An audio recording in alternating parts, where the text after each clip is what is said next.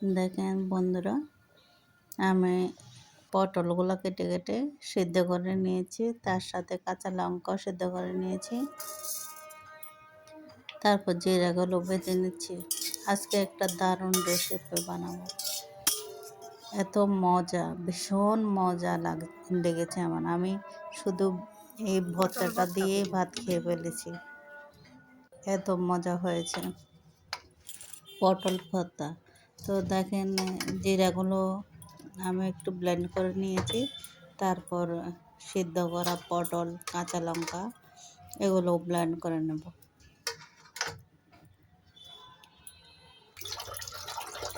এভাবে আপনারা বানিয়ে দেখবেন, অনেক টেস্ট পটল ভর্তা। আমার হাজব্যান্ডও আর বলে যে আর কিছুই খেতে ইচ্ছে করছে না, আজকে অন্য তরকারি ইচ্ছে করে ভর্তা দিয়ে খেয়ে ফেলি।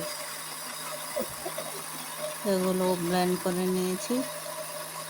ব্লেন্ড করার পর এগুলোর সাথে আমি একটু চিনি, বাদাম বাটা দিয়েছি। এগুলো আগে ব্লেন্ড করে রেখেছিলাম, এগুলো একটু মিক্স করে নিচ্ছি। তারপর কড়াইয়ে সরিষার তেল দিয়েছি, এখানে পেঁয়াজ দিচ্ছি। পেঁয়াজগুলো বেরেস্তার মতো করে নেব। করে নিয়ে এগুলো কিছুক্ষণ তুলে রাখবো। আপনারা কে কীভাবে পটল ভর্তা বানান আমাকে জানাবেন, বলবেন, কমেন্টস করবেন। তো দেখেন, অর্ধেক তুলে রেখেছি আর অর্ধেক ছিল, এগুলোর মধ্যে আমি ওই পেস্টটা দিয়ে দিলাম। তারপরে এগুলো তেলের সাথে মিশিয়ে দিচ্ছি। পরিমাণ মতো নুন দিয়ে দিলাম, আর একটু সৌন্দর্যের জন্য হলুদ দিয়ে দিচ্ছি। তারপর এগুলো আর নাড়তে থাকবো, নিচে যেন লেগে না যায়।